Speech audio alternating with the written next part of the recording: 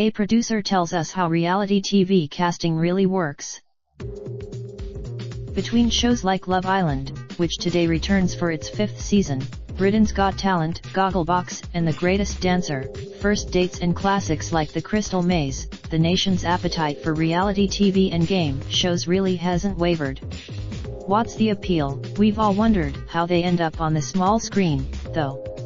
We've wondered who get the general public's automatic response to people who enter these competitions tends to be that they're only in it for the fame or money. We're a very judgment. The briefs they're given really dictate how casting producers approach the search for TV participants. Watch BGT Siaban's hilarious song For All the Mums Yahoo! Entertainment, it's the nature of working with people, I guess. While their ** name has been changed. Gallery Why I Man. It's Ant in December.